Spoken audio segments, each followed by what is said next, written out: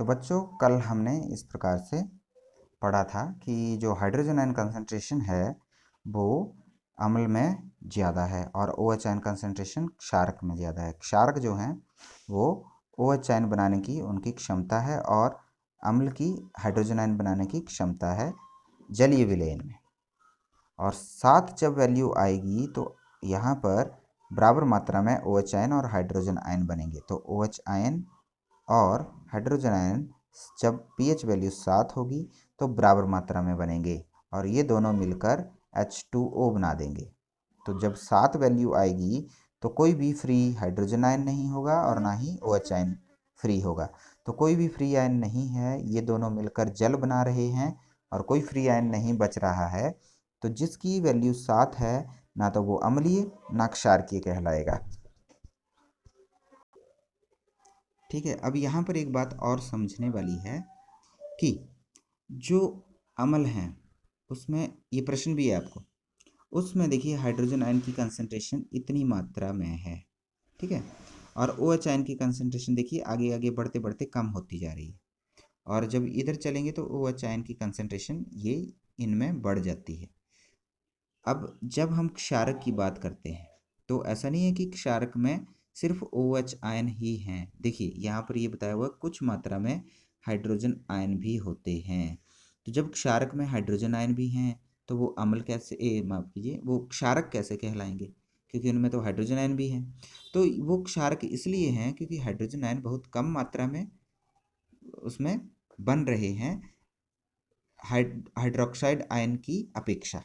तो hydroxide ion जो है वो ज़्यादा मात्रा में बनेंगे और हाइड्रोजन आयन कम मात्रा में बनेंगे, इसीलिए हम इन्हें क्षारक कहेंगे। और अम्ल में इसके उल्टा होगा, अम्ल में हाइड्रोजन आयन भी बन रहे हैं, OH आयन भी बन रहे हैं, लेकिन OH आयन बहुत कम मात्रा में बन रहे हैं, हाइड्रोजन आयन अधिक मात्रा में बन रहे हैं, इसलिए हम इन्हें अम्ल कहेंगे। ठीक है, इसके बाद चलते हैं आगे। हमने ये भी पढ़ा कि जो हाइड्रोजन आयन कंसंट्रेशन जब ज़्यादा है तो वो प्रबल अम्ल हैं, जब वो कम होती जाएगी तो वो दुर्बल अम्ल होते जाएंगे। उसी प्रकार OH आयन की कंसंट्रेशन अगर बढ़ गई तो वो प्रबल क्षारक होंगे और OH आयन की कंसंट्रेशन अगर कम हो गई तो वो दुर्बल क्षारक कहे जाएंगे। हमारे दैनिक जीवन में pH का महत्व, अम्लीय वर्षा के बारे में हमने पढ़ा। जब pH मान 5.6 से कम हो जाएगा तो उसे हम अम्लीय वर्षा कहेंगे, अम्लीय वर्षा हो रही है। अब इसके बाद हमने और क्या पढ़ा, मिट्टी में pH मान हमने पढ़ा है। हाँ, ये भी ध्यान से सुनिए, मिट्टी की जब pH वैल्यू कम हो जाएगी, pH वैल्यू अगर है कम तो इसका मतलब 7 से कम है तो वो एसिडिक है, अम्लीय है। तो हमें उसमें क्या मिलाना पड़ेगा, क्षारक, ताकि उसकी pH वैल्यू बराबर आ जाए, अम्लता खत्म हो जाए उसकी। अम्लता को खत्म करने के लिए क्षारक मिलाना पड़ेगा ना, तो जब क्षारक मिलाएंगे तो एसिडिटी खत्म हो जाएगी, pH वैल्यू नॉर्मल आ जाएगी। तो क्षारक हम इसमें चूना डालते हैं, बिना बुझा हुआ या बुझा हुआ चूना डालते हैं या चॉक पाउडर डाल देते हैं मिट्टी में, वो क्षारक के रूप में कार्य करते हैं और एसिडिटी खत्म हो जाती है। लेकिन अगर उल्टा हो कभी, अगर pH मान बढ़ गया, अगर मिट्टी का pH मान बढ़ गया तो उसकी pH वैल्यू बढ़ने पर वो क्षारकीय हो जाएगा, मिट्टी क्षारकीय हो जाएगी। अब हमें उसे कम करना है तो क्या मिलाना पड़ेगा, अम्ल। और अम्ल हमें कहाँ से मिलेगा, जैविक खाद से। तो जैविक खाद ज़्यादा मात्रा में मिट्टी में मिलानी पड़ेगी जिससे उसकी pH वैल्यू नॉर्मल आ जाए। इसके पश्चात हमारा पाचन तंत्र है। पाचन तंत्र में हम देखते हैं कि हमारे पेट में क्या होता है, हाइड्रोक्लोरिक एसिड।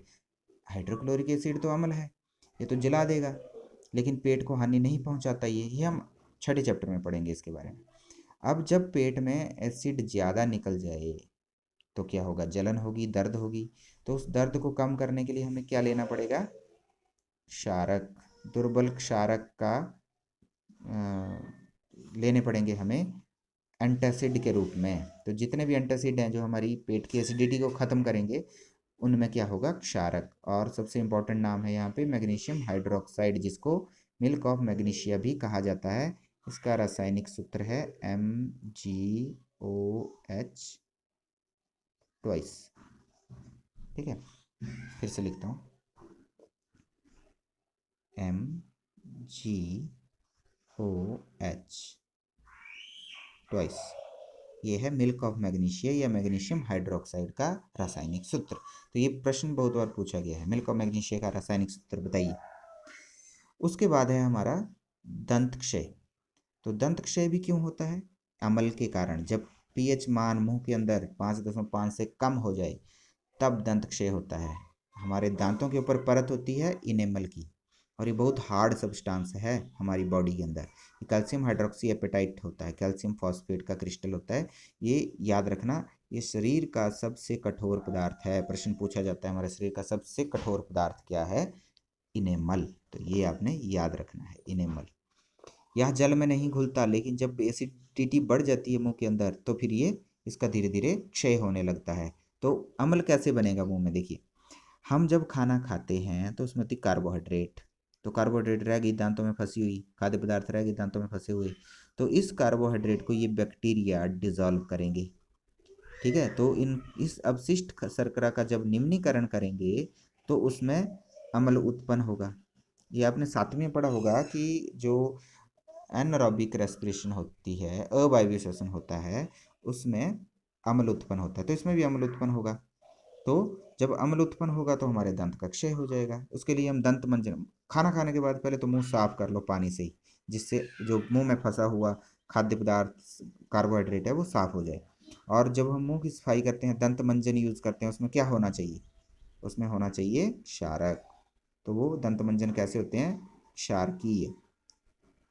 ठीक है। अब पौधों एवं पशुओं में भी होते हैं। आपको मधुमक्खी ने या चींटी ने डंक मारा होगा तो दर्द हुई होगी, जलन हुई होगी। तो वो भी किस वजह से होती है? उनके डंक में क्या होता है?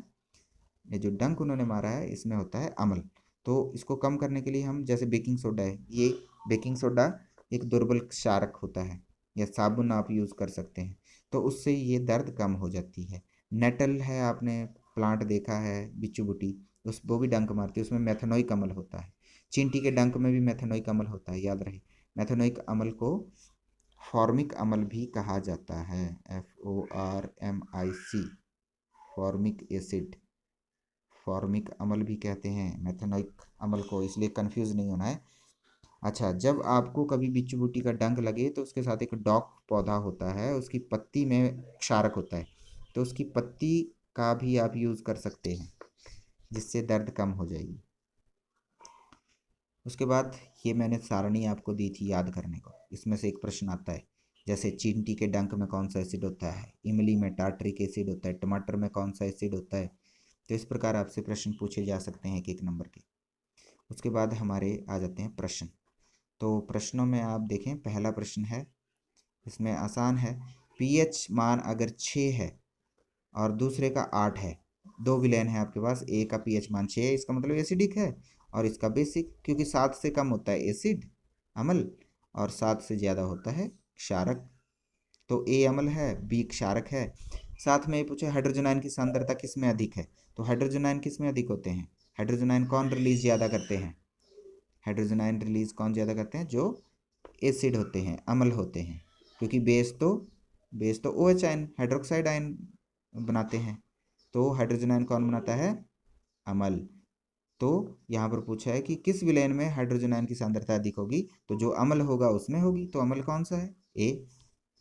दूसरा प्रश्न है, हाइड्रोजन आयन की सांद्रता का विलयन की प्रकृति पर क्या प्रभाव पड़ता है। सिंपल सी बात है, हाइड्रोजन आयन बढ़ेंगे तो अम्लीय होता जाएगा, हाइड्रोजन आयन कम होंगे तो क्षारकीय होता जाएगा। ठीक है, यानी एक प्रबल अम्ल है और एक दुर्बल अम्ल है, अगर कम हो जाएगी तो दुर्बल अम्ल हो जाएगा। और जब बहुत ज़्यादा हाइड्रोजन आयन कंसंट्रेशन है तो पीएच मान कम होगा, 0 की तरफ को होगा। और जब हाइड्रोजन आयन की कंसंट्रेशन कम है तो पीएच मान अधिक होगा, है ना।